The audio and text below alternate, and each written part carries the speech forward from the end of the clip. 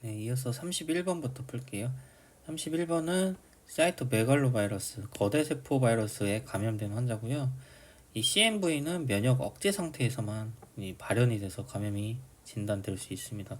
보통 사람들이 대부분 감염이 돼 있는 상태에 있는데 뭐 이식 등 조혈모 이식이나 아니면 고형장기 이식을 받고 면역 억제제를 복용한 경우, 아니면 선천적으로 뭐 면역력이 없는 경우, 뭐 스키드 같은 경우, 아니면 HIV 감염 이후에 에이즈가 발생한 경우, 이런 경우에서 CMV가 깨어나서 이제 활성화돼서 이제 염증이 생길 수 있는 거고, 그런 거를 이제 이런 면역 억제 상태에서 면역 억제 상태의 환자는 병원에서 이제 CMV 타이터라고 해서 CMV가 얼마나 지금 존재하는지, 몸에서 막 분열해서 더 생기고 있는지, 증식하고 있는지를 측정하고 있습니다. 이게 늘어나면 즉시 치료가 들어가야 돼요.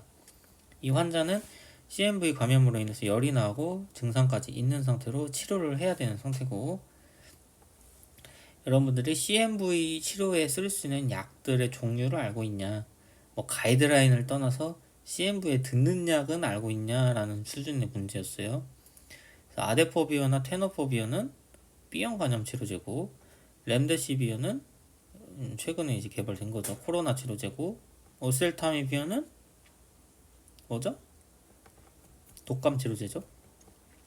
그리고 발간시클로비어나 간시클로비어가 이제 가장 흔히 쓰이는 이제 CMV 치료제로 이해해 주시면 되고, 뭐 잘 안 듣거나 뭐 그런 경우에 시도포비어나 포스카넷을 사용하기도 합니다. 근데 신독성이 커서 주로는 간시클로비어를 많이 쓰고요.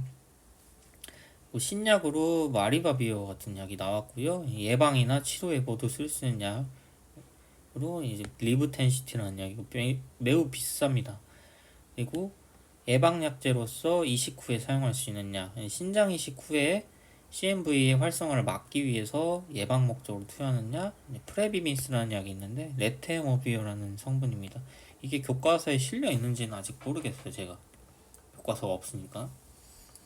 그래서 여기까지 알아두시면 뭐 CMV 치료제에 대해서는 대강 알고 있는 거고, 여기서 이 약제의 사용 기준이나 가이드라인까지 문제가 나올 것 같지는 않습니다. 제 생각에 그건 너무 깊어지니까. 그다음에 32, 33번은 이제 급성 신독성, 신손상을 얘기하고 있고요. 급성 신손상은 교과서에서 나오는 여러 가지 약물 중 CS 플라틴, 암포테리신 B, 아니면 사이클로스포린과 타크롤리머스, 아니면 에이스 이니비터 ALB, 아니면 메트폴민과 조영제 등등 있죠. 그 사례들만 다 알아두고 증상이나 대응 방법, 예방 방법만 암기해 두시면 되고요. 이번 문제는 NSC-LC를 진단받고 시스플라틴 포함 레지멘으로 치료하신 환자예요. 그래서 시스플라틴에 의한 신독성이 나타난 환자고, 2주 전에는 SCR이 1이었는데 이제 SCR 2.3으로 2주 만에 확 증가했다. 2배에서 3배 사이로 증가했다. AKI로 볼 수도 있는 상황이고, EGFR이 30 미만까지 떨어졌네요. 신부전 상태로 떨어졌다. 60이 넘는 정상 상태에서. 그래서 환자에게 시스플라틴 신손상이 의심될 때 이로 인해서 증상은 어떤 게 나타나냐? 시스플라틴 신독성이 나타나면 K, 칼륨, 칼슘, 마그네슘 등 전해질이 낭비되고 배설되게 됩니다. 그래서 마그네슘, 칼슘, 칼륨이 떨어진다. 그래서 저마그네슘 혈증 나타날 수 있다라고 이해하시면 되고, 현재 환자의 신기능을 고려할 때 신기능이 많이 떨어진 상태니까 먹던 약물 중에 좀 고쳐야 될 약물 요법이 있을까라는 문제고요. 이것도 제가 알려드렸지만 메트폴민은 CRC를 30 미만에서 금기입니다. 여러분들이 신기능에 따른 용량 조절 문제가 뭐 다 내기는 어려운데요. 여러분들 약물 치료학 시험에서는 항상 이 신기능에 따른 약물 용량 조절을 당뇨약을 대상으로만 내고 있어요. 여기서 제일 중요하기 때문에 당뇨가 걸리면 장기적으로 신장 손상이 일어나고 당뇨 환자에서 레놀도즈 조정이 많이 발생하기 때문에 그런 것 같아요. 그래서 당뇨약들 각 계열별, 각 약제별로 신기능에 따라서 용량을 조절해야 되는 경우, 아니면 신기능에 의해서 사용할 수 없는 경우 이런 것들을 암기해 두셔야 됩니다. 이건 좀 복잡하겠지만 정리해서 한번 암기하셔야 되고요. 대표적으로 메트폴민 같은 경우에는 CRCL, EGFR이 30 아래로 떨어진 경우에 금기입니다. 중단하셔야 되고 한 30에서 45까지 떨어진 경우에는 메트폴민은 현재 1일 2000mg 복용하고 있는데 감량해야 됩니다. 한 절반 정도로 감량해야 되고 30에서 45인 환자인데 이미 낮은 환자인데 당뇨를 진단받은 경우에는 메트폴민을 되도록이면 1차 치료제로 시작하지 않기를 권고하고 있습니다. 그러니까 메트폴민 하면 당뇨의 1차 치료제로 이해가 되는데 신기능이 이미 안 좋아진 45 미만인 환자에서는 메트폴민을 개시하지 않는다라고 알아두시면 되고요. 약제별로 다 이제 CRCL 관련해서 암기해 두시는 게 좋겠습니다. 넘어갈게요. 34번은 타입 2 당뇨고 경구 혈당 강화제를 복용하고 있는데 이 환자가 이제 신경병증이 나타나서 당뇨병성 신경병증이 나타나서 증상을 나타내고 있고 이런 당뇨병성 신경병증의 1차적인 증상 개선제는 뇌전증약으로 쓰이는 프레가발린, 가바 계열의 프레가발린과 누론틴, 가바펜틴이 있고요. 그 이외에 뭐 엔세이드나 아세트아미노펜도 투여할 수 있는데 여기서 고를 수 있는 거는 프레가발린이 되겠고 이런 당뇨병성 말초 신경병증에 마약까지 쓸 수 있냐? 쓸 수는 있으면 허가된 약물이 있어요. 이게 타펜타돌이라는 약이 있어요. 누신타라는 약인데 이 약 투여할 수 있으니 알아두시면 됩니다. 오피오이드인데 당뇨병성 신경병증 통증에 허가돼 있습니다. 이렇게 이해하시면 되겠고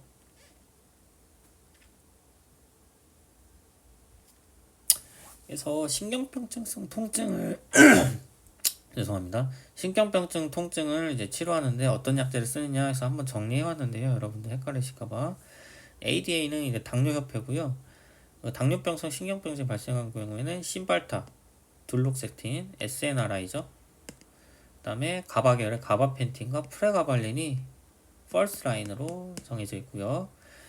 이게 안 드는 경우 아니면 투여하기 어려운 경우에 TCA나 다른 라모트리진 같은 라믹탈 같은 약물로 조절할 수는 있는데 이런 걸 써서 당뇨병성 신경병증을 조절하는 케이스는 많지 않고 부작용이나 여러 가지를 고려했을 때 부적절하다고 보시면 됩니다.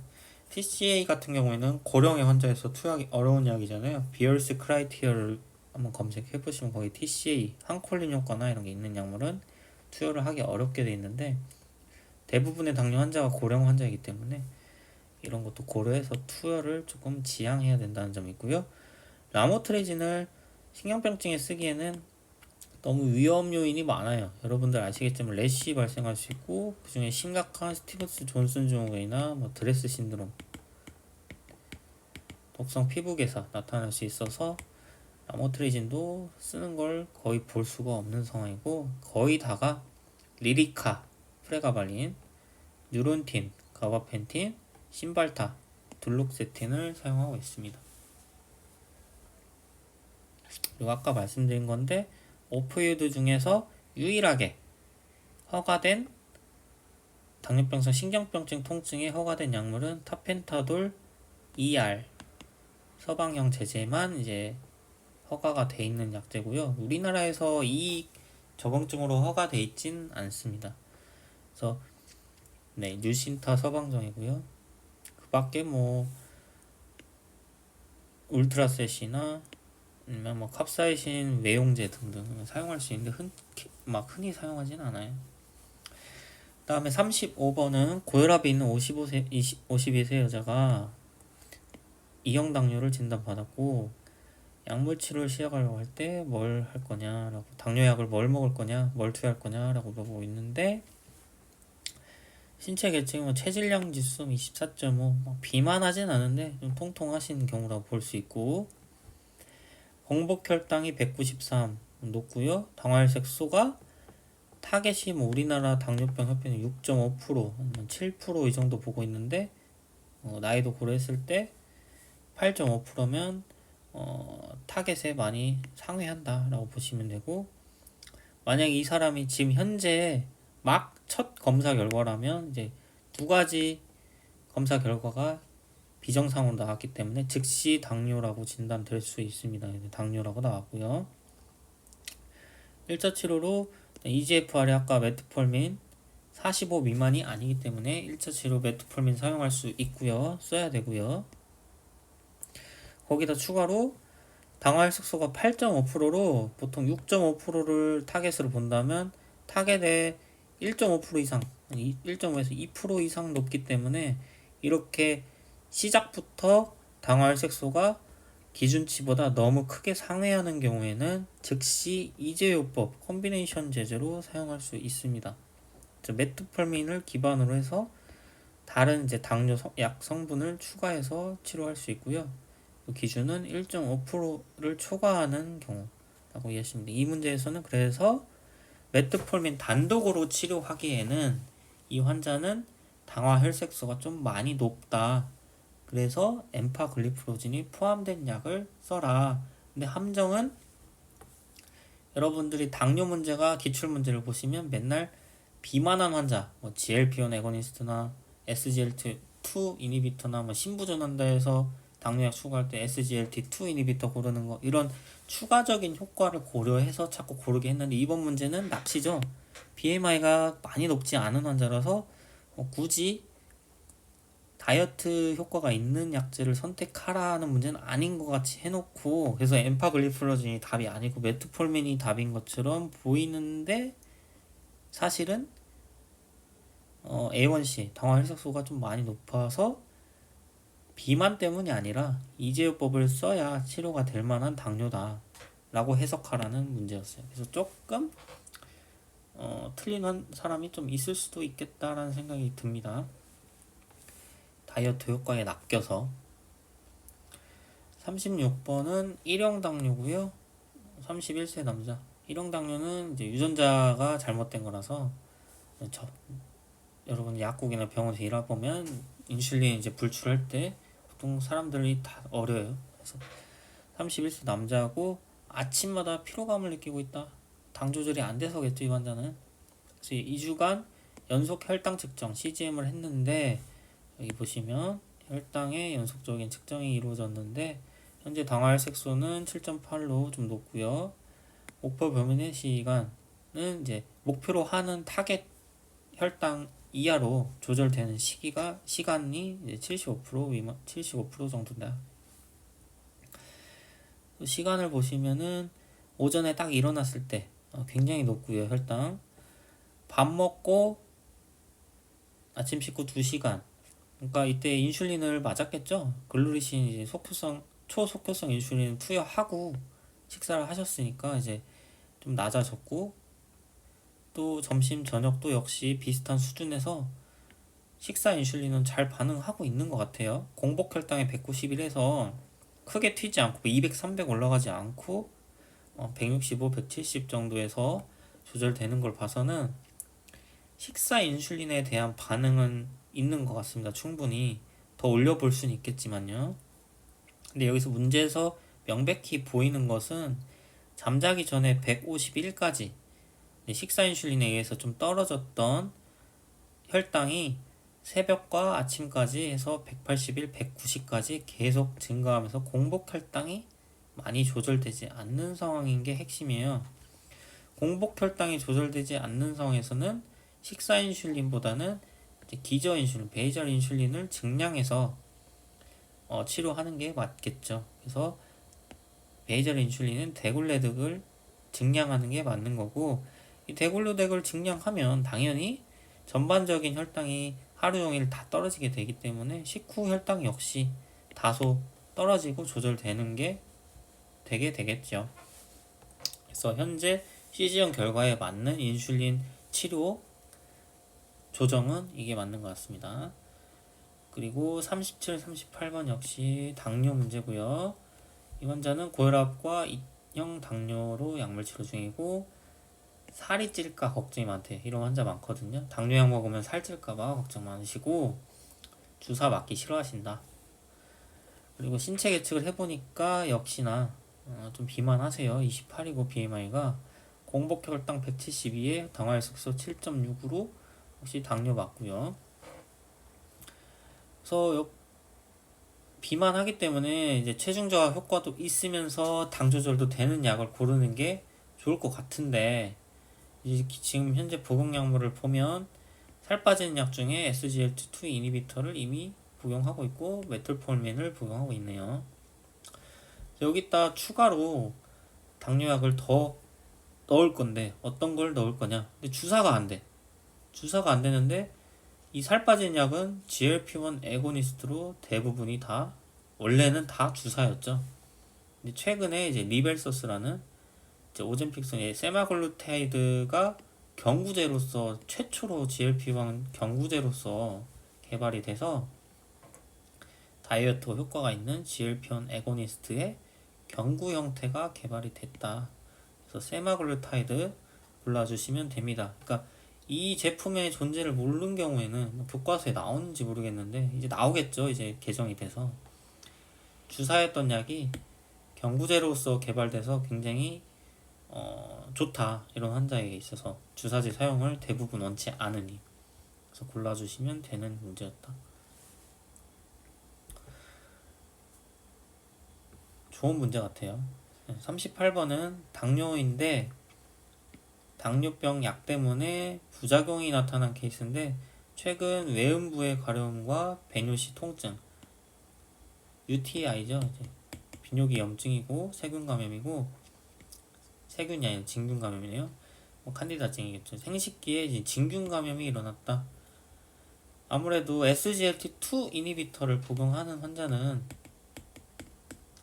당이 소변으로 계속 빠져나가기 때문에 이제 소변이 지나다니는 부분에 이제 세균이나 진균이 먹이인 포도당이 잔뜩 있으니까 쉽게 증식할 수 있겠죠. 그래서 SGLT2 이니비터를 투약하시는 경우에는 꼭 외음부나 생식기, 비뇨기 등등의 청결 관리를 잘 해주셔야 된다고 복약 지도를 해주셔야 되고 이런 염증이 자주 발생하는 경우에는 약물을 중단하거나 바꿔야 되는 케이스도 많습니다.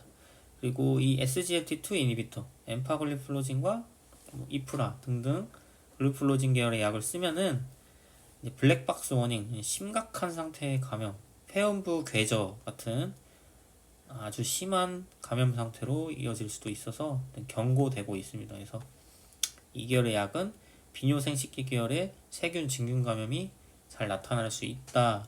심한 경우 아주 심각한 감염도 발생할 수 있다로 암기해 두시면 됩니다.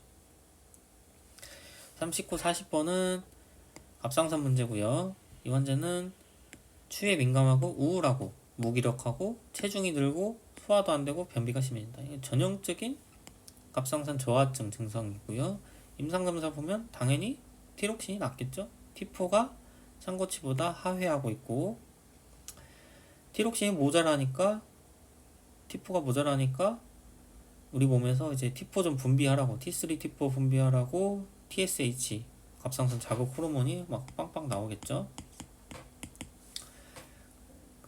갑상선 저하증을 진단받았고 적절한 약물은 저하증 진단받았으니 당연히 갑상선 호르몬을 투여해야죠. 이게 왜 문제라고 내는 건가 이게. 레보티록신, 신지로이드 투여하면 되겠고요. 갑상선 저하증의 치료 약물을 복용한 후에 레보티록신을 복용하고 있는데 효과를 평가하기 위해 TSH를 측정할 적정한 시점은 이것도 몇 번 나왔어요. 이게 중요해요. 용량을 증량하거나 아니면 용량을 변경한 뒤에 용량을 변경하거나 아니면 복용을 시작한 후에 몇 주 안에 모니터링을 해야 되냐라는 말이고요. 이 갑상선 호르몬이 체내에 일정한 수치로 유지되기 위해서 한 4주에서 8주 정도 시간이 소요됩니다. 방광기나 이런 걸 고려했을 때 이 보시면 T4의 방광기가 7일이나 되거든요. 그러니까 체내에 많이 축적되는 약물이라고 이해하시면 돼요. PK적으로 보통 이 하프라이프의 한 5배, 대여섯 배의 시간이 지나야 체내 항정 상태가 됩니다. 스테디 스테이트.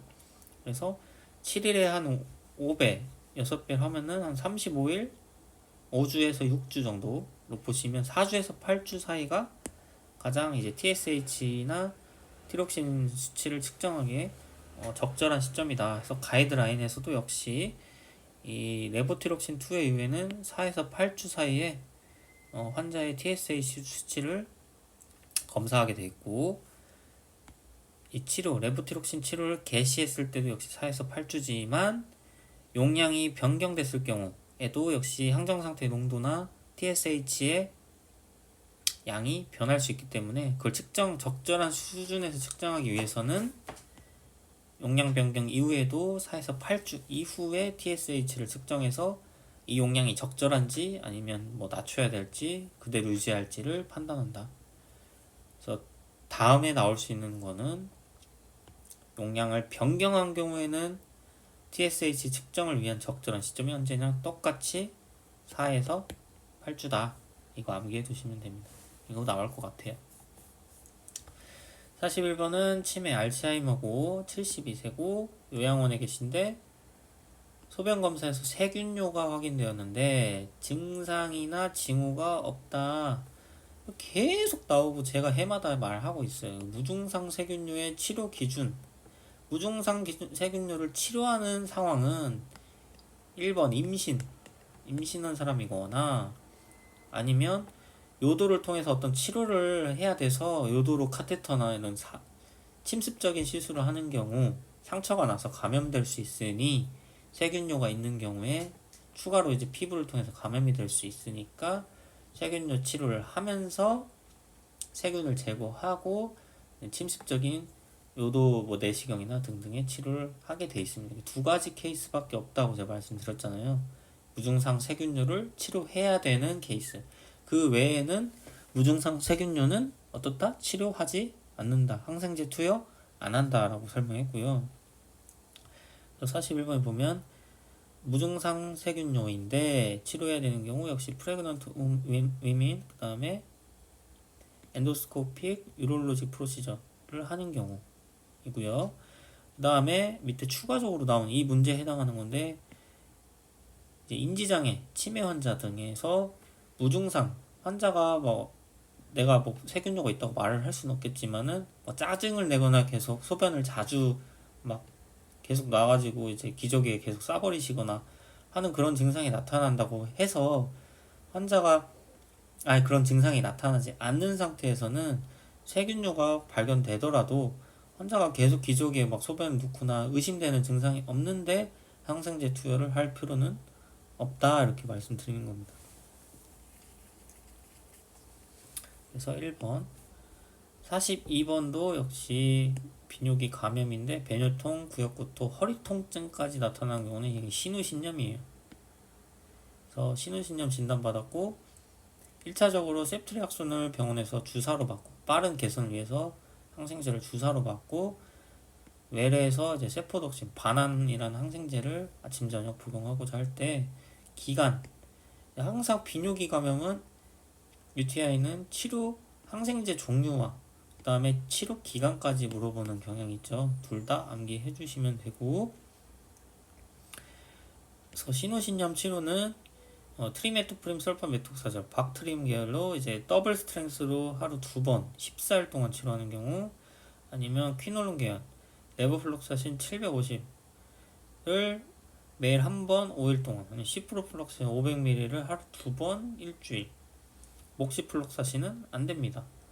또 이런 거 암기해 두시면 그냥 교과서에 있는 거. 그 다음에 베타락탐을 2주간 투여, 여기서 문제에서 나온 세포독심을 2주간 투여 할 수 있고, 여기서 뭐 이유가 나오진 않았지만 뭐 항생제 내성이나 여러 가지를 고려했을 때 뭐 유로 패소젠 레지스턴스라고 써있는데 여기 10% 이상이다 했을 때 IV 계열의 베타락탐 계열을 먼저 투여하고 첫 치료만 이니셜 도즈로 세프트리악손을 투여하고 그 이후에 외래 치료인 아웃페이션트 테라피로 어나더 베타락탐 경구 베타락탐으로 치료 가능하다. 그래서 이니셜 테라피 세프트리악손 외래 치료 10에서 14일 정도 세포독심을 투여한다. 43번은 소아의 중이염 문제고요. 중이염 치료는 여기 제가 옆에 첨부해 놓은 이 표에 근거해서만 푸시면 다 맞을 수 있습니다. 19개월 남하고 2일 전부터 열이 높고 그다음에 귀가 아파요. 시비어 심텀이 있다는 뜻이에요. 2일 후 오토리아, 그러니까 귀에서 물이 나오거나 귀가 아파서 막 귀를 당기고 있고 얘가 귀를 막 집어 당기거든요. 막 귓바퀴를 막 이렇게 만져요. 계속 애기가. 그런 경우에 급성 중이염에서 좀 심한 케이스라고 보시면 되고 즉시 항생제 치료가 필요할 수 있습니다. 그래서 항생제 치료를 할 거고 이 환자가 아이가 페니실린계에 전에 이제 래시 알러지가 발생한 경우가 있어서 페니실린 투여는 곤란할 것 같고 그 경우에 뭘 투여할 수 있냐? 세팔로스포린 투여한다. 여기 보면은 페니실린 알러지의 이제 얼터너티브로서 셉디너, 세프록심, 세포독심, 셉트리악손을 투여할 수 있다. 그 경우에 이제 셉디너를 투여하면 됩니다. 1번. 44번은 65세 여자가 입원해서 치료를 받던 중 폐렴 증세로 인해서 병원 획득 폐렴, 병원에 입원하고 나서 며칠 뒤에 발생하는 폐렴, 병원 획득 폐렴 해불 진단받았다. 병력은 당뇨가 있고 2개월 전에 입원해서 항생제를 주사로 맞은 적이 있다. 신우신염으로 인해서 중요한 클루고요.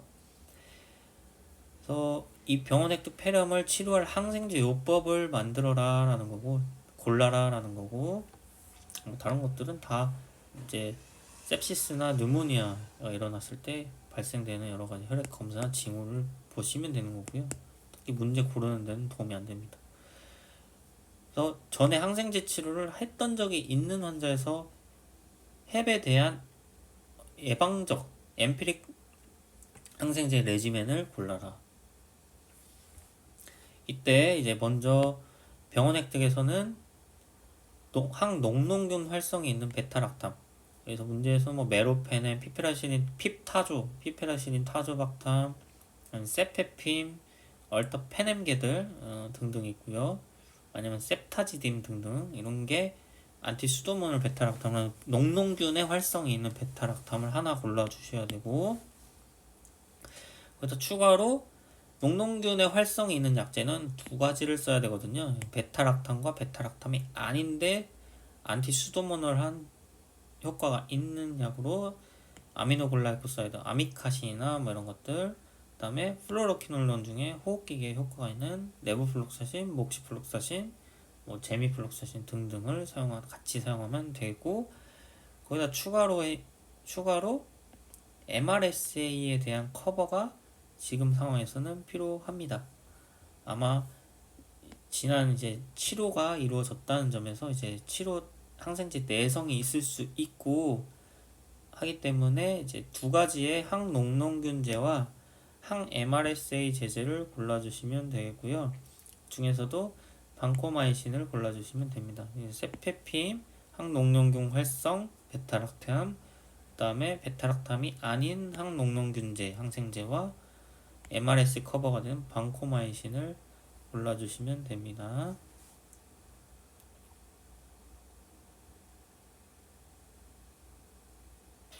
네. 45번은 32세 여자고 수면 중 식은땀과 미열로 자주 깨고 쇠약과 마른기 중 흉통이 있다. 약제 감수성 결핵. MDR은 아니에요. 다약제 이제 내성이 있는 결핵이 아니라 정상적인 그냥 흔한 결핵이기 때문에 우리가 쓰는 흐레지라고 저는 그냥 부르는데 아이나 리펀피신, 에탄부톨, 그다음에 피라지나마이드 사제요법을 쓰면 되겠죠. 그래서 5번이 정답이고요. 그걸 못 쓸만한 근거가 있냐? 그러진 않거든요. 그냥 감염 상태를 나타낸 TB 결핵 감염 상태만을 나타내고 있어요. 제시된 거에서는 어떤 약제를 못 쓸만한 상황도 아니에요. 그래서 싼 흐레즈 쓰면 되고 문제에 나온 것 같이 뭐 이 세컨 라인, 서드 라인인 뭐 아미카신, 시프로플록사신, 리네졸리드 거기다 막 한 진짜 비싼 베다킬린, 델라마이드를 뭐 시작부터 사용할 리가 없고요. 정말 안 들었을 때 쓰는 약이거든요. 이거는 뭐 서드, 포스 라인이라고 보시면 되고 아닙니다. 그래서 너무 쉬운 문제였고, 46번은 다제내성 결핵 MDR-TB고 리네졸리드가 포함된 한 결핵 약물법 하고 있었다. 이 리네졸리드의 부작용이 어떤 게 있냐? 자, 골수 억제 부작용이 있고 혈소판 감소증 골라라. 뭐 더 설명할 게 없습니다. 그러니까 리네졸리드나 이 결핵은 해마다 문제 나올 때 뭐 나와요? 결핵 치료제들의 부작용 다 알고 있냐? 그래서 결핵 치료제만큼은 다른 항생제는 몰라도 결핵 항생제들은 다 부작용을 위주로 잘 암기를 해둬야 된다. 대표적인 부작용들. 리네졸리드는 아마 세로토닌 증후군이 출제된 적이 있었어요. 네. 이 계열 약제가 원래 항우울제로 개발되다 항생제 효과가 나타나서 이제 사용하게 된 건 케이스이기 때문에 추가로 골수억제까지 출제된 것 같습니다. 그리고 저혈당 부작용도 있긴 합니다. 47번은 뇌수막염 문제인데요. 이 환자가 아니라 이 환자를 지켜보던 간병인이 이제 환자가 수막알균이 나이제리아 메닌자이티디스에 의해서 발생한 뇌수막염이 발병한 거를 알게 됐어요. 그러면 간병인은 그냥 안 걸렸으니까 가만히 있으면 되냐? 그게 아니고 이 수막구균은 굉장히 전파력이 강해서 밀접 접촉한 사람은 반드시 프로필락시스라는 이제 예방요법 항생제를 투여해야 됩니다. 이런 요법이 이제 뇌수막염에서 자주 나타나는데요. 나이제리아 메닌자이티스 수막구균이나 인플루엔자균, 헤모필루스 인플루엔자균에 의한 뇌수막염이 걸렸을 때 리판핀을 경구 투여하는 것이 둘 다 커버가 되는 좋은 예방요법입니다. 그래서 내 주변에 가까이 하는 친구가 뇌수막염이 걸렸는데 그 수막구균이었다 하면 난리가 난 거예요. 선생님도 학생분들도 이제 예방요법에 리판핀을 복용해야 되고, 예를 들면 이런 것도 가이드라인에 있는데 뭐 기숙사에서 뇌수막염이 터져서 어떤 사람이 그게 수막구균이었다, 인플루엔자균이었다 하면은 기숙사에 있는 사람 중에 뭐 대부분이 리판핀을 복용해야 되는 상황인 거죠. 전파를 막기 위해서. 이번에 나이제리아 메닌자이티스에 대한 리판핀 예방요법 케모필로피락시스 나왔으니까 뭐 헤모필루스 인플루엔자균에 대한 것도 나올 수 있겠고, 치료 기간이나 용량에 대한 것도 출제될 수 있겠고, 이걸 사용할 수 없는 경우 세프트리악순이나 시프로플록사신으로 수막구균에 대한 예방요법 할 수 있다는 것도 나올 수 있어서 어쨌든 출제하기 좋은 소재라고 생각합니다. 48번은 두통과 구토로 세균수막염을 진단받았다. 세균이라는 거 명확히 알려줬고요. 전에 항생제에 세포탁심의 아나필락시스, 아주 심한 알러지 반응을 일으킨 적이 있네요. 뇌척수액 검사는 볼 필요가 없죠. 여러분들 해석할 필요가 없이 세균성이라고 알려줬잖아요. 백혈구가 늘고 단백질이 둥둥 떠다니고 포도당이 줄어든다. 왜냐면 세균들이 먹으니까. 단백질은 세균이 많으니까 늘어난다. 백혈구 세균 잡아먹으려고 늘어난다. 명백히 세균성 수막염을 보이고 있고, 이 뇌척수액을 뽑아가지고 어떤 세균이 지금 거기 자라고 있는지 검사는 진행 중이에요. 그래서 지금 검사 결과가 나올 때까지 기다리나요? 아니죠. 세균 수막염, 뇌수막염이나 폐렴 등등은 심각한 감염 상태이기 때문에 우리가 감염됐을 만한 세균을 모두 다 커버할 수 있는 강하고 넓은 익스텐시브한 항균 레지멘을 엠피릭 경험적으로 투여해야 됩니다. 일반적으로는 46세 성인에서 고령자가 아닌 성인에서는 방코마이신의 셉트리악손이 가장 일반적인 뇌수막염 예방적 항균요법인데요. 이 환자 같은 경우는 세파계에 알러지가 있어가지고 일단 방코마이신은 MRSA 커버를 위해서 반드시 투여를 해야 되는 게 맞는데, 일단 주사제로서 이제 목시플록사신을 세파계 대신 사용할 수 있습니다. 메로페넘 역시 크로스 리액티비티가 있을 것 같아요. 그러니까 교차 반응이 있을 것 같아서 세파계를 대체하는 걸로는 부적절할 것 같고, 그리고 가이드라인에 없는 걸 봐서는 뭐 뇌 척수액으로 잘 이행하는지도 잘 모르겠습니다. 그 박트림 역시 아니고요. 그래서 이것도 자료를 가져왔는데 가져왔나? 안 가져왔구나. 그래서 어쨌든 밑에 있군요. 백타라탐에 알러지가 있는 경우 이제 반코마이신에 플로로키놀린을 사용하는 경우가 있다. 그리고 여러분 나이에 따른 뇌수막염 엠피릭 항균제 레지멘은 다 암기해 두셔야 됩니다. 어린아이부터 신생아, 유아, 성인, 그 다음에 고령까지. 그 중에서 자주 출제됐던 게 리스테리아에 대한 커버예요.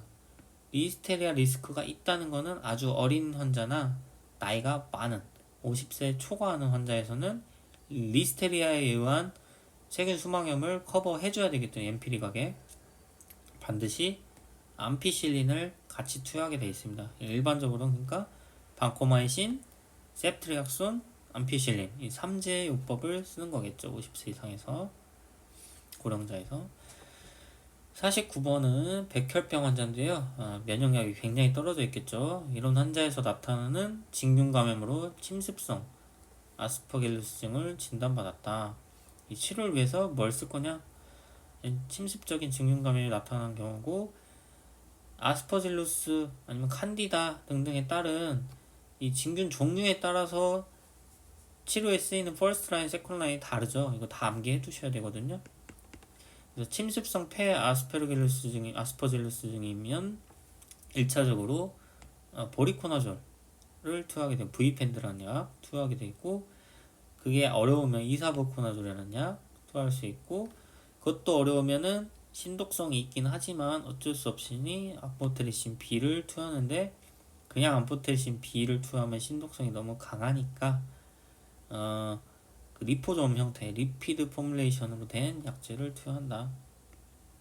네, 그렇게 알아두시면 돼서 여기서는 1차 약제를 고르는 문제로 쉬운 문제에 속하긴 한데, 또 이 진균 감염을 다 외우기가 여러분이 벅차서 폐 아스퍼질루스증까지는 못 외웠을 수도 있어요. 그래서 보리코나졸 고르는 문제였는데 좀 고르기 어려웠을 것 같다는 생각이 듭니다.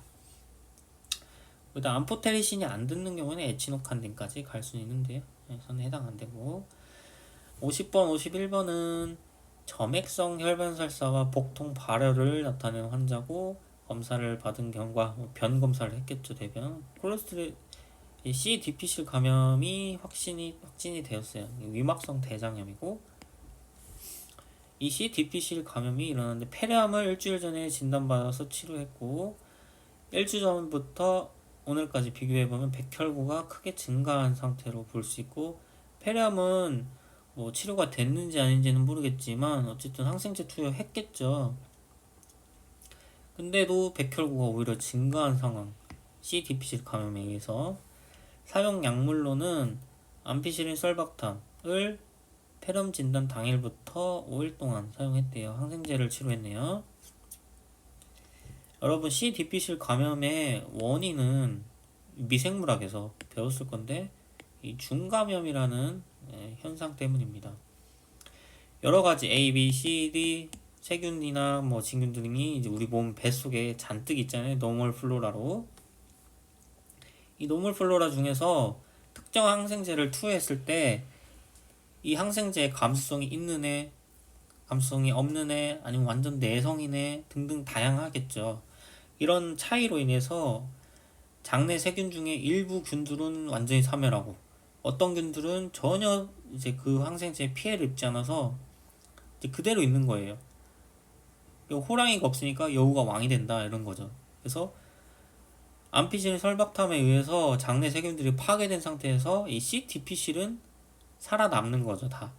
그래서 더 도미넌트한 세균이 되고, 그 세균이 증식하면서 원래 같으면 다른 세균들이 너무 많으니까 거기에 낑겨가지고 증식하지 못하던 애였는데, 별로 힘이 없던 애였는데 싹 죽어서 이제 텅텅 비니까 자기만 살아남으니까 자기가 이제 왕이 된 거죠.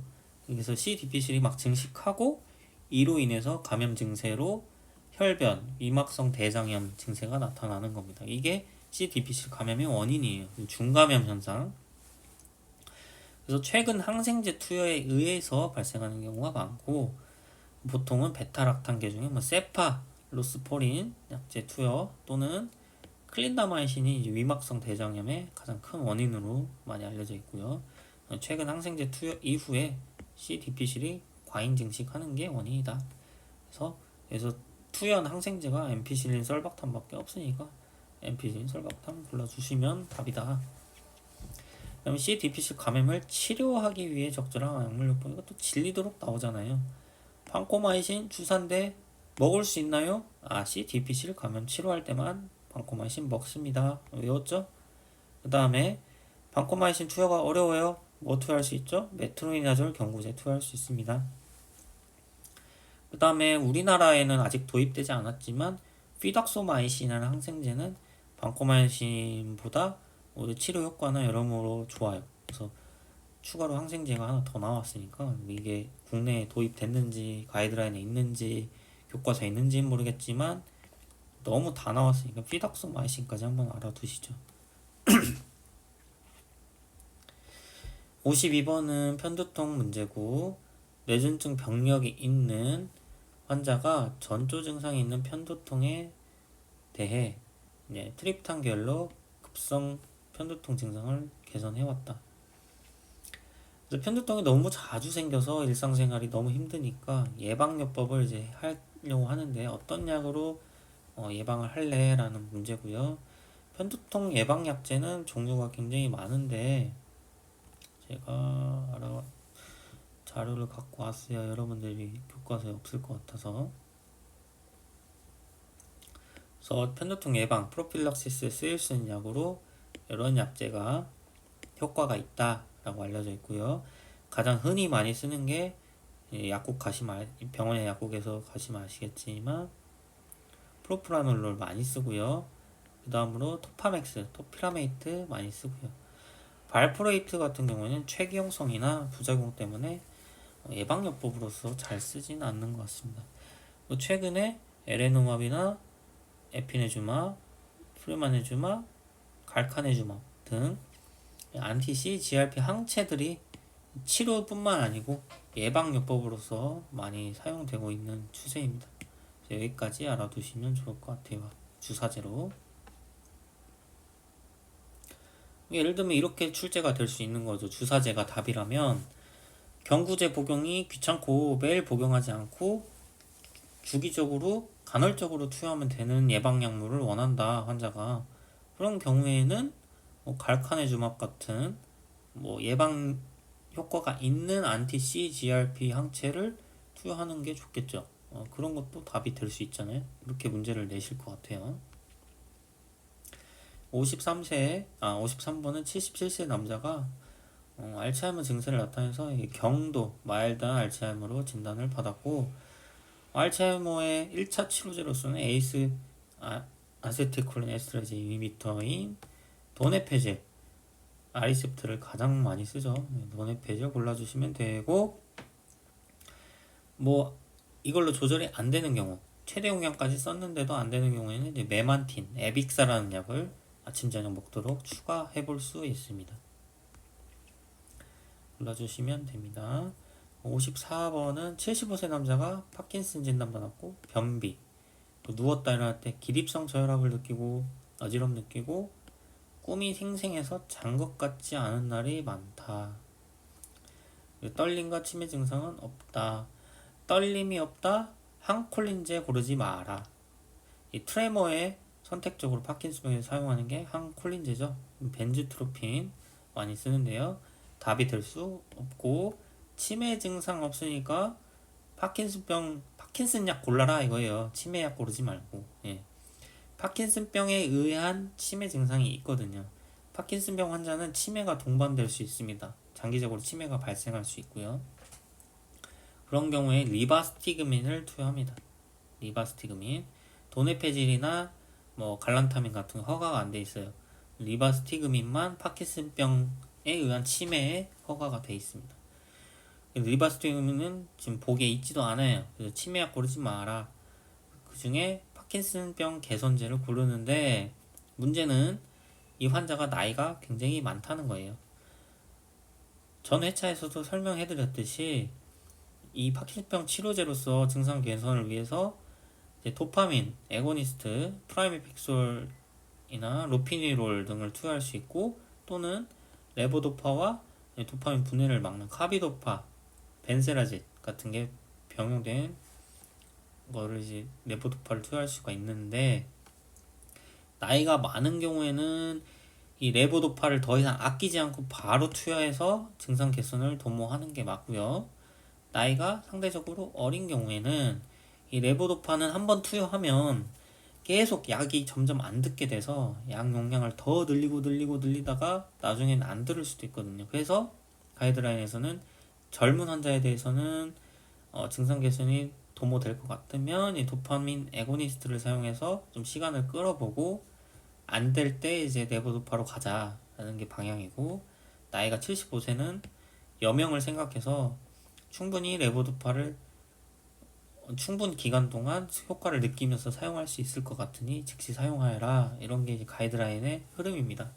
이 환자는 나이가 많으니까 이런 증상 개선을 위해서 레보도파를 즉시 투여하자가 정답이에요.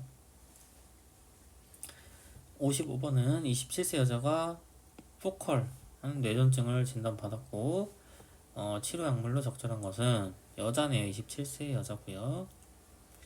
신장결석 병력이 있고 그 다음에 체질량은 굉장히 말랐고요. 약물 알러지로 설프하게 알러지가 있고요. 황이 포함된 약을 고르지 마라. 그래서 조니사마이드 답이 될 수 없고 조니사마이드는 이 포컬 시저에서 찾아봐요. 조니사마이드는 사용할 수 있는 퍼스트 라인인데 배제하라. 왜? 썰팍에 알러지가 있으니까 못 쓴다. 이고요. 그 다음에 토피라메이트 같은 경우 1군으로 사용할 수 있는데 여기 보시면 신장결석이 이 토피라메이트의 가장 흔한 부작용 중 하나고 거기다가 토피라메이트는 살이 빠지게 하잖아요. 식욕 억제제로서도 이제 오프라벨로 많이 쓰는 약인데 17.1의 BMI를 가지고 엄청나게 삐쩍 마른 환자죠. 이 환자에서 토피라메이트 사용하면 안 되겠죠. 그래서 토피라메이트도 배제하고 클로바잠, 센틸은 단독으로 뇌전증 치료에 잘 쓰지도 않고 포컬 시저에 쓰지 않습니다. 그래서 정답이 아니고 에투석시마이드는 여러분은 이것만큼은 알고 있잖아요. 소발작에만 쓴다. 소발작 아니니까 배제. 그래서 카바마제핀이 정답. 카바마제핀은 실제로 1군 포컬 시저 1군. 정답은 카바마제핀입니다. 56번은 흥미를 느끼지 못하고 피곤하고 기운 없고 잠만 잔다. 이런 증상. 보통 일반 사람이라면 흥미도 느끼고 뭔가 의욕도 있고 뭐 피곤할 일이 없는데 피곤하지 않고 기운도 있어서 일상생활 잘하고 뭐 잠을 너무 못 잔달지 아니면 잠만 자는 이런 수면 장애가 발생하지도 않죠. 근데 이런 증상들이 이제 MDD 주요 우울장애 증상이고 진단 기준이 될 수 있다. MDD의 1차 치료제는 여러분 다 아시는 항우울제 중에 SSRI다. 에세시탈로프람, 렉사프로 복용하면 된다. 너무 쉽죠? 57번 46세 여자가 만성피로와 초조, 불안을 느끼고 범불안장애 GAD로 진단받았다. 범불안장애 역시 1차 치료제로 SSRI 쓸 수 있고 SNRI 쓸 수 있고 둘룩 세팅 골라주시면 됩니다. 앞에도 쉬웠는데 뒤에는 더 쉽네요.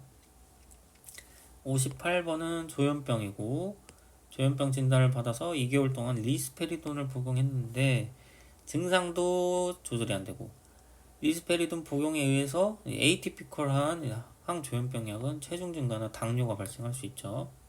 체중이 증가했으면 안 좋아요. 그 다음에 리스페리돈이나 팔리페리돈, 이 페리돈으로 끝난 약애들은 고프로닥틴 혈증이 발생해서 남잔데도 막 젖이 나온다든지 아니면 가슴이 커진다든지 하는 불편한 부작용이 발생할 수 있습니다. 그래서 이런 부작용이나 효과 부족 때문에 약을 바꿀 건데 뭘로 바꿀래? 라는 거고 에이티피컬이 안 들었을 때는 다른 에이티피컬로 바꾸는 게 가이드라인입니다. 에이티피컬 쓰다가 티피컬로 가는 경우는 정답이 되지 않아요. 물론 그런 케이스도 있기는 하지만 희귀하게 그런 케이스는 아주 옛날에 티피컬을 썼다가 효과를 본 경우, 근데 중간에 에이티피컬로 변경한 경우, APS나 이런 걸 우려해서. 근데 에이티피컬들이 안 들어. 다 안 들어서 이제 티피컬이라도 써보려고 하는데 전에 듣던 약이 있어요. 그런 경우에는 티피컬로 돌아가서 사용하기도 하지만 대부분의 케이스에서는 에이티피컬 쓰다가는 안 들으면 에이티피컬로 가야 된다. 그 중에서도 이 체중 증가가 없는 약 골라야겠죠. 올란자핀 같은 경우는 에이티피컬 중에 이 대사 관련 부작용, 체중 증가와 당뇨가 제일 심하게 나타나는 약으로 빼야 되고요. 클로자핀은 세컨, 서드 라인이죠. 이제 에이티피컬, 티피컬도 쓸 게 없으면 그때서야 사용하는 클로자핀. 살 안 찌고요. 고프로락틴 혈증 없고요. 팔리페리돈 역시 고프로락틴 혈증 일어날 수 있고 체중 증가 일어날 수 있으니 배제. 그다음에 클로르프로마진은 티피컬이죠. 배제. 그러면은 살 덜 찌고 잘 안 쪄요. 아리피프라조 아빌리파이라는 약인데 살도 안 찌고 고프로락틴 혈증 잘 발생하지 않고 조현병 증상 조절 잘 돼서 흔히 많이 쓰는 약입니다. 아빌리파이 골라주시면 되는 문제였고요. 59, 60번은 주의산만 그리고 비정상적인 고양 이 증세는 이제 매니아 조증 증상이고 잠을 자지 않고 과장된 자신감을 보인다 조증이네요.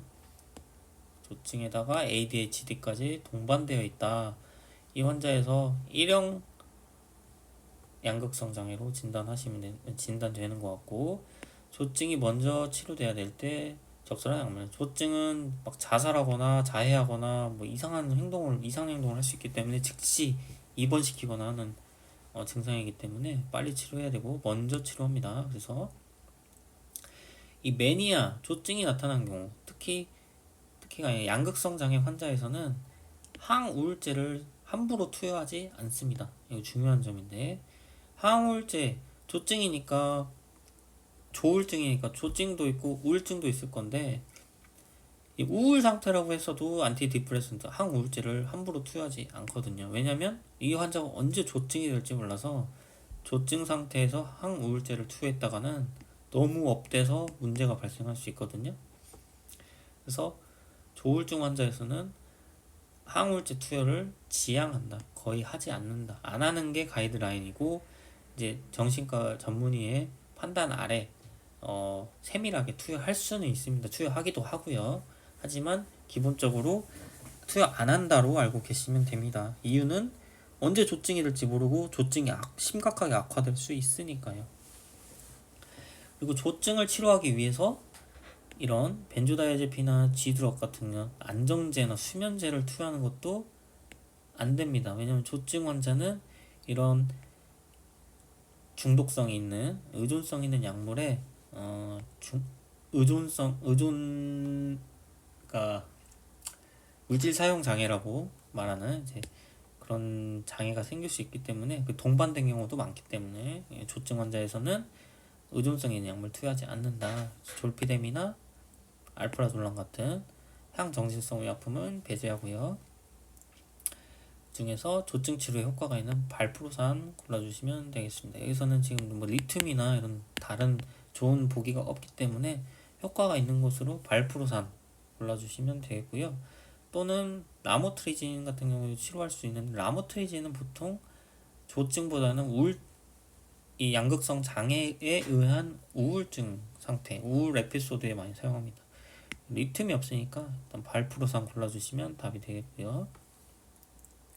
조증 개선은 됐는데 ADHD 증상이 너무 지속돼서 이제 치료해야 된다.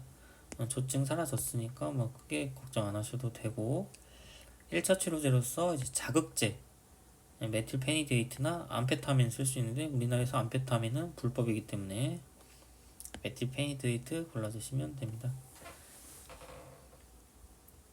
61번은 류마티스 관절염 환자네요. 근데 신부전 클래스 3 고요. 53세 여자고 6개월 전에 진단받고 HCQ로 치료를 받다가 3개월간 복용 후에 질병이 조절되지 않아서 MTX 메토트렉세이트로 변경했다. 오늘도 보니까 질병이 개선되지 않는다. 약을 바꾸려고 합니다. 뭘 쓸랍니까? 라고 묻고 있고요. 일단 먼저 고려해야 될 게 이제 RA에서 흔히 쓰는 TNF-알파 이니비터는 이 신부전 환자에서 금기가 돼 있어요. 그래서 사용하지 않도록 돼 있기 때문에 나와 있는 골리무맙은 이제 배제하셔야 되고, 그다음에 MTX나 HCQ 같은 이제 비항체약품 등 일반적인 드마드를 써서 이제 실패한 케이스에서는 MTX와 이제 항체약품을 같이 써서 바이오드마드를 써서 이제 조절하는 게 이제 가이드라인이고, 이 환자에서는 TNF 알파 이니비터를 쓸 수 없으니까 그걸 제외하고 뭐 안티 인터루킨 6 이런 거 토실리즈마 악템라 같은 거 같이 쓸 수 있고요. 그 다음에 세코키누맘은 RA에 쓰지 않는 약, 건선이나 뭐 건선성 관절염이나 등등에서 쓰는 약이니까 배제하시고, 메폴리주맙은 알러지에 쓰는 약이죠. 그래서 배제하시고. 그래서 정답이 될 만한 게 2번. 그리고 문제가 애초에 추가할 약물이라서 지금 상황에서 MTX에다가 바이오드마드를 더해주는 케이스 굉장히 좋죠. 62번은 골다공증이고요. 데노스마 프롤리아라는 약인데 프롤리아를 투여하려고 하는데 투여 간격이 어떻게 되냐? 골다공증 진단에서는 데노스맙을 6개월마다 투여합니다. 60ml를 피하 주사로서 매 6개월마다 투여하게 되어 있고요. 이 데노스맙은 엑스지바라는 상품명으로 또 나와 있거든요. 약이 프롤리아 골다공증 치료를 목적으로 하는 프롤리아가 있고, 유방암이나 다발성 골수종 같은 암에서 뼈전이를 예방 아니면 하기 위해서 반드시 투여하는 약물로 프롤리아 데노스맙을 투여하는데 용량이나 투여 간격이 다릅니다. 이것도 알아두셔야 돼요. 여러분들 파미드로네이트, 졸레드로네이트, 졸레드론산 등등 해서 아마 교과서에 있을 거예요. 뼈전이나 뼈 통증 같은 걸 개선하기 위해서 뼈 골다공증을 치료하기 위해서 같이 투여하는 약물, 유방암이나 다발골수종에서 그때 엑스지바라는 약으로 데노스맙을 투여하는데 투여 간격이 다릅니다. 더 자주 투여하거든요. 그래서 그것의 투여 간격도 한번 찾아보세요. 안 나올 것 같지만 혹시 모르니까. 63번은 엄지발가락 통증으로 급성 통풍 발작을 진단받았고, 그때 이제 염증 치료로서 세 가지 약을 쓸 수 있겠죠. 엔세이드나 스테로이드, 그다음에 코리친 세 가지를 쓸 수 있고, 중에 뭘 쓸 거냐? 다음과 같은 환자 상태를 고려해서 골라봐라. 이 환자는 신장병이 있어요. 홍파병이 있고 아스피린의 천식 증상이 있대요. 두 가지 클루가 있고, CKD를 보니까 CRCL이 CLCR라고 써있네. CRCL이죠. 오타네요. CRCL이 24로 낮고, 그래서 이런 거 고려했을 때 뭘로 치료할래? 일단 아스피린의 천식 증상이 있고 콩팥병이 있는 걸 봐서는 엔세이드는 신기능이 나쁜 환자, 그리고 아스피린의 천식 증상을 나타냈던 환자는 엔세이드가 금기 상황이거든요. 그래서 엔세이드 배제해야 되고요. 나프록센 아니고요. 유력한 후보였는데 아니죠. 근데 대부분은 코리친을 쓰는데 코리친이 지금 답에 없네요. 코리친 빼고, 그 다음에 투여할 수 있는 게 스테로이드, 경구 스테로이드는 PD를 투여하는 거 적절하겠죠. 골라주시면 되고, 급성 통풍 발작에 마약까지 사용하지는 않습니다. 패치딘 사용하지 않고, 가바펜틴 같은 신경병증성 통증 치료제 쓰지 않고요. 라스브리케이즈는 어떨 때 쓰죠? 이 혈액암 치료 때 이제 TLS 예방에 쓰는 거죠. 종양용해 일어날 때 요산이 너무 증가할까봐 이제 항암 치료 전에 미리 이 요산을 분해해 줄 수 있는 효소로서 라스브리케이즈를 먼저 투여하고 항암요법을 하는 경우 존재합니다. 아니면 이미 항암요법을 했는데 종양용해 중에 TLS가 나타나서 요산이 너무 높다, 라스브리케이즈로 빨리 낮춰야 되겠다라는 그런 상황에서만 쓰지, 이 상황에서는 급성 통풍 발작에 의한 통증 통증 완화만 하면 돼요. 염증만 빨리 가라앉히면 되기 때문에 PD, 스테로이드 사용하면 되겠습니다. 64번은 녹내장과 알츠하이머 문제고요. 녹내장과 알츠하이머가 있는 환자고 고령의 여자가 긴박뇨와 빈뇨를 나타내서 절박성 요실금을 진단받았다. 절박 요실금 증상을 개선하기 위해 투여할 약물은 이고요. 요실금 증상은 역시 항콜린제와 미라베그론으로 치료를 하고 있는데 이 환자 같은 경우에는 알츠하이머가 있기 때문에 아마 아세틸콜린 에스터레이즈 이니비터를 투여하거나 녹내장이 있기 때문에 항콜린제에 금기가 되는 사항도 있어요. 그래서 두 가지를 다 고려했을 때 항콜린제 성분은 투여하지 않는 게 좋겠다 해서 유력한 답 후보 중 하나였던 옥시부틴에는 배제하셔야 되겠고, 이제 교감신경에 적용하는 미라베고노를 골라주시면 녹내장과 알츠하이머에 전혀 영향이 없는 약물로서 절박 요실금 치료를 할 수 있겠습니다. 베타미가라는 약입니다.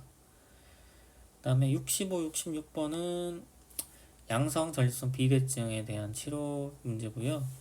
잔뇨감이나 하부 요로 증상이 있어 BPH를 진단받았다. 임상검사는 당연히 PSA가 높게 나올 것이고 전립선이 비대해져 있을 건데 참고치에 비하면 살짝 커진 상태로 5알파 리덕테이즈 이니비터는 사용하지 않습니다. 이 상황에서는 1차적으로 그 전립선이 충분히 커야 돼요. 그리고 IPSS가 6점으로 이 전립선 비대증 증상이 경증에 해당한다. 복용약물은 로살탄, 메폴민, 아미트립틴을 복용하고 있네요. 아마 편두통 예방 목적으로 사용하고 있겠죠. 아세타미노펜을 매일 복용하네요. 그래서 증상을 악화시킬 수 있는 복용약물을 골라라 했는데요. 편두통 예방 목적으로 사용하고 있는 TCA, 아미트립틸린은 항콜린 효과가 강해서 BPH와 같은 BPH나 아니면 아까 방금 전에 나온 절박뇨, 요실금 등 배뇨장애 증상을 악화시킬 수 있기 때문에 금기가 되겠습니다. 그래서 항콜린 효과가 있는 아미트립틸린 빼야 된다. 다른 약 많잖아요. 고혈압도 있으니까 프로프라놀을 써서 같이 예방해주면 좋겠죠. 심박수가 괜찮다면. 그 BPH를 치료하기 위해서 적절한 계획은 여기서 보시면 경증에서는 바로 약물을 투여하지 않고 기다리게 되어 있습니다. 증상이 더 심해질 때까지 약물 투여를 즉시 하지 않고요. 보시면 이제 이거는 조금 어렵게 느껴질 수는 있겠어요. 왜냐면 여러분들이 그냥 BPH 하면은 일단 탐슬로신 쓴다, 아니면 전립선 크기가 몇 미리 이상이면 아보다트나 아니면 프로스카, 피나스테리드, 도타스테리드를 쓴다, 이 정도만 외우고 있지, 추가로 쓴다 이 정도만 외우고 있지, IPSS 전립선 증상 점수에 따른 치료 기준까지는 외우지 않았을 거라고 생각해서 조금 어려웠을 것 같고, 이 점수가 0에서 7점으로 마일드 경증인 경우에는 즉시 약물 치료를 하지 않고 잠시 기다린다. 그래서 있죠. 아마 이 출제자가 제가 보는 책을 똑같이 본 것 같아요. 그 다음에 급성 정골수 백혈병 APL을 진단받았어요. 그래서 트레티노인과 이다루비신, 아이다 요법이라고 하는데 이 요법으로 이제 관해유도 인덕션을 한다. 2일째부터 열나고 체중이 늘고 붓겠죠. 그 다음에 호흡곤란의 증상이 나타나서 디퍼레시에이션 신드롬, 분화 증후군이 나타났다. 이 APL에서 꼭 알아두셔야 될 거는 이 치료를 어떻게 하냐. 일단은 1차적으로 정골수성 백혈병이 왜 일어나는지 이해해 보시면요. 백혈구가 이제 분화를 하면서 세부적인 더 A형으로 쪼개져 나가는데, 이제 시작 단계에서 분화가 막혀버린 케이스예요. 그래서 분화가 막히고 얘네들이 암세포가 돼서 막 증식하는 상황이에요. 그래서 이 암세포를 제거하기 위해서 항암제로 죽여도 되겠지만 여기 나오는 분화 유도제 트레티노인과 아트라라고 합니다. 올 트랜스 레티노이크 아트라나 ATO, 알세닉 트라이옥사이드, 비소 제품 두 가지를 분할을 유도하기 위한 약제, 항암치료 목적으로 사용하거든요.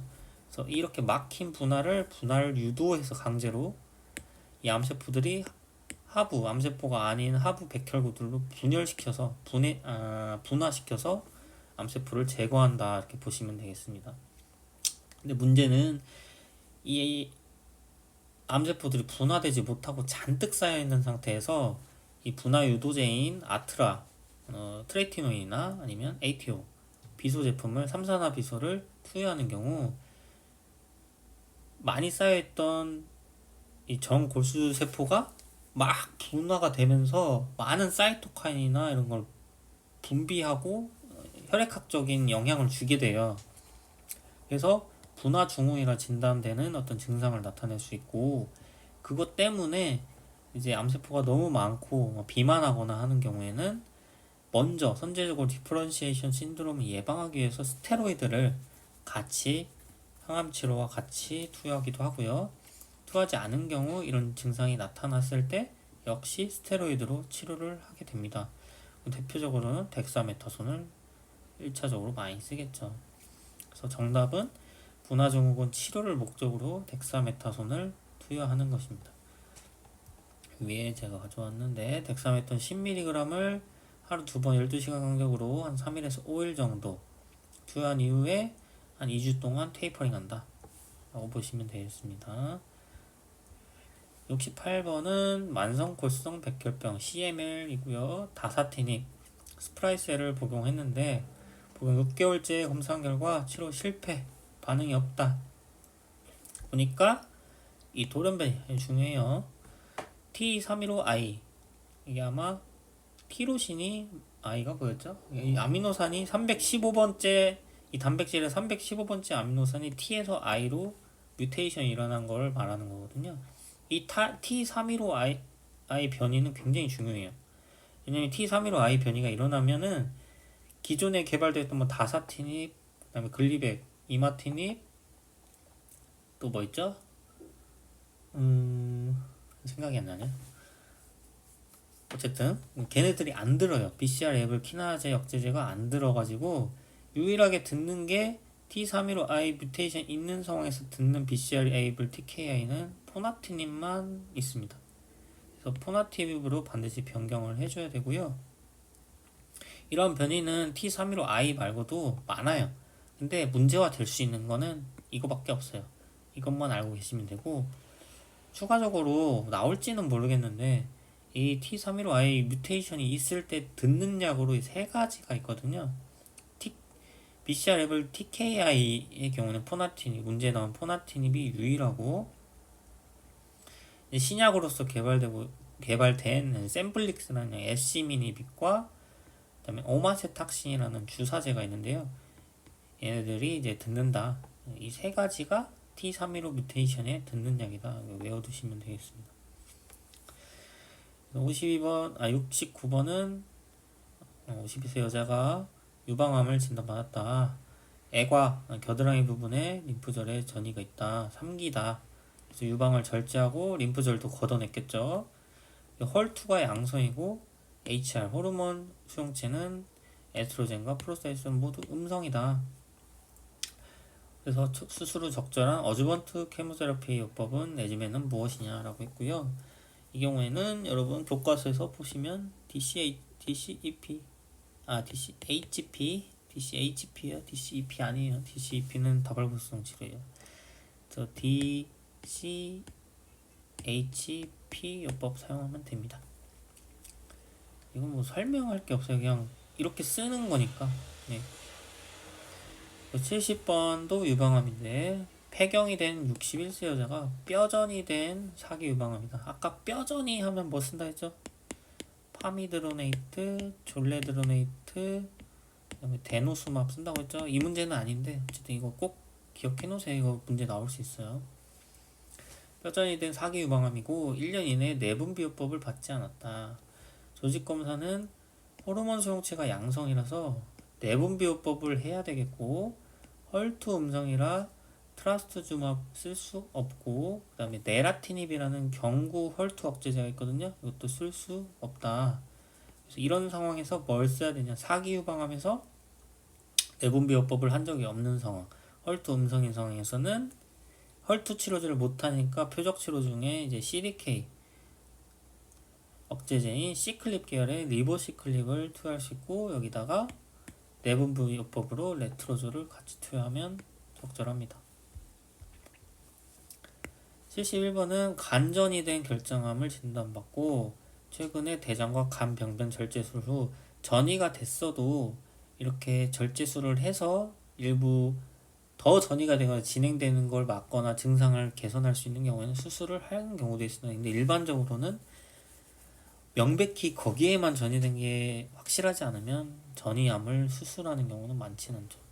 어쨌든 폴폭스요법을 받았고, 폴폭스 이후에 질병 진행이 되어서 항암요법을 바꿔야 돼요. 뭘 할래? 라고 물어보고 있고, 에코그는 1점이라서 0에서 1점이면 항암요법이 적절하다, 이렇게 항암요법 하면 된다 라고 이해하시면 되고, 유전자 검사에서 답을 노골적으로 보여주고 있는데, 라스의 변이가 음성인 경우 세툭시맙이 사용 가능합니다. 폴피리의 세툭시맙을 같이 하는 경우로 보시면 되겠고요. 브라프 변이가 음성이기 때문에 여기 문제는 나오지 않았지만 특정 약물을 사용할 수 없는 케이스가 되겠고요. 그 다음에 헐투 음성이기 때문에 트라스투즈맙 같은 약을 쓸 수 없고요. 유방암이 아니어도 헐투가 쓸 수 있습니다. 위암 같은 거. 그래서 정답은 폴피리 세툭시맙 골라주시면 되고, 항암요법 같은 경우에는 정해진 가이드라인이 있고 어떤 상황에서 뭘 써야 된다가 이미 다 나와 있는 상태라서 이걸 왜 쓰는지까지 설명할 이유가 없어요. 그래서 쓴다, 이렇게 이해하시면 되고요. 72번 역시 NSCLC에서 어즈번트 항암을 할 거고 수술하고, 이제 항암제 유발 급성 구역구토를 예방하기 위해서 구역구토 예방요법을 할 거다. 이런 거는 이제 설명할 거리가 있는 중요한 문제죠. 그래서 일단 항암요법을 할 때 항구토제를 어떤 걸 쓸 거냐 선택할 때는 이 항암요법에 포함된 항암제들의 개별적인 구토 유발성 이메토제니시티를 알아봐야겠죠. 여러분들 검색하면 다 나와요. 시스플라틴의 이메토제니시티는 어떻습니까? 하면은 하일리, 시비어로 나올 거예요. 높아요. 시스플라틴과 그 다음에 유방암에서는 AC, 독소로비신 사이클로포스파마이드 요법, 시스플라틴은 대표적으로 가장 구토가 심한 항암요법으로 널리 알려져 있어요. 그래서 맨날 AC 아니면 시스플라틴만 나와요. 그래서 알아두시면 되고, 하일리 이메토제닉 하는 경우에 항구토제 레지멘은 어떤 걸 해야 되냐? 그 다음에 그래서 일단은 세트론계 약물을 써야 될 것이고, 거기다가 네토피턴트나 아프리피턴트 같은 약을 같이 써야 되고, 거기다가 추가로 스테로이드 덱사메타손까지 투여해야 된다. 정답이 될 수 있는 게 4번밖에 없다. 왜 냈냐? 최근에 이제 팔로노세트론이 경구제로서 이제 개발돼서 우리나라에 많이 쓰고 있는 게 아킨지오라는 약인데, 원래 팔로노세트론은 주사제거든요. 알록시라는 약인데 경구제로서 네토피턴트까지 같이 들어있으면서 덱사메타손만 주사로 맞든지 먹든지 하면 되기 때문에 복용도 편리하고, 팔로노세트론이라는 주사제가 경구제로 들어가고 두 약이 성분이 같이 들어있어서 두 번 먹거나 두 번 맞지 않으니까 더 효과적이고 좋고요. 그래서 이 3제요법 골라주시면 되고요. 다른 건 뭐 유력한 답이 없잖아요, 그죠? 73, 74번은 이제 비소세포 폐암 NSCLC 4기고요. 에코그가 1점 항암요법 할 수 있는 상태고, 항암요법으로 페메트렉시드와 카보플라틴을 투여받을 예정이다. 카보플라틴의 용량 제한 독성, 카보플라틴의 용량 제한 독성을 뭔가 골수 억제, 뭐 보통 세포독성 항암제들이 대부분 그렇지만 이 골수 억제가 이제 특히 중요하고, CBC 계속 추적해서 검사하는 겁니다. 그리고 이 카보플라틴 같은 경우에는 청력의 독성이 있어서 이독성이 있어서 너무 고용량으로 많이 먹게 되면은 귀가 전체 안 들릴 수 있어요. 이독성이 발생할 수 있으니 청력 검사를 주기적으로 해야 되거나 모니터링 할 필요가 있다. 환자한테 보약 지도할 필요가 있다. 그래서 또 나온다면 청력에 대한 영향도 나올 수 있겠다라고 이해하시고, 74번 페맥트렉시드의 독성을 줄이기 위해서 폴상과 추가로 투여되는 약 비타민 B12입니다. 이거를 주사로 꼭 투여하거든요. 근육 주사로서 투여해요. 이거 중요합니다. 그래서 B12 투여한다. 여태까지는 뭐 MTX 정도? 루코버린 같이 투여하는 거 EU 나왔고, FU 투여할 때 효과 증강을 위해서 루코버린 같이 투여하는 거 나왔고, MTX에서는 해독제로서 루코버린 투여하는 거 나왔고, 이번에는 페맥트레시드의 독성을 줄이기 위해서 폴산과 비타민 B12를 투여한다. 왜? 페맥트렉시드도 MTX랑 비슷하게 항대사제거든요. 그래서 엽산뿐만 아니고 얘는 특이하게 코발라민 B12까지 투여해야 된다는 점이 특징입니다. 그래서 어떤 항암제 투여 시 부작용이나 어떤 독성 예방을 위해서 같이 투여해야 되는 뭐 영양소나 아니 약물들이 있다면 꼭 암기해 두세요. 대표적으로는 뭐 사이클로포스파마이드에 메스나를 같이 투여하는 거 중요하죠.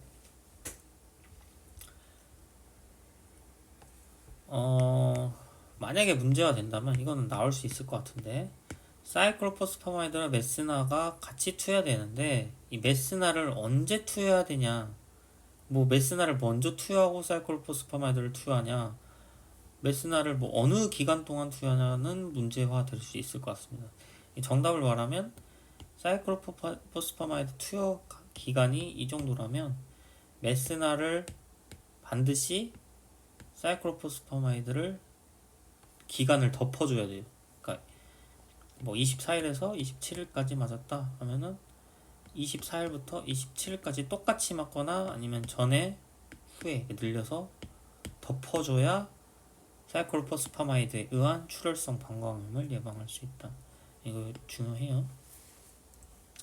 문제화 될 수 있을 것 같습니다. 75번 갈게요. 이 사람은 건선인데 중증의 판상건선을 진단받고 메토트렉세이트와 아시트레틴, 레티노이드 계열인데 건선 치료에 쓰이는 아시트레틴을 복용하고 있다. 이 인설, 막 살이 막 눈처럼 떨어지는 그런 증상인데 막 긁으면 각화 증상도 전혀 조절되지 않고 있고, MTX를 생물학적 제제로 변경하고 싶다. 건선에 듣는 바이오드마드는 뭐가 있냐 고요. 리투ක්시맘 항암제죠. 두필루맘 항알러지제로 쓰는, 알러지 질환에 쓰는 거고, 아바타cep트 안 되고, 그다음에 트랄로키누맙도 역시 아닙니다.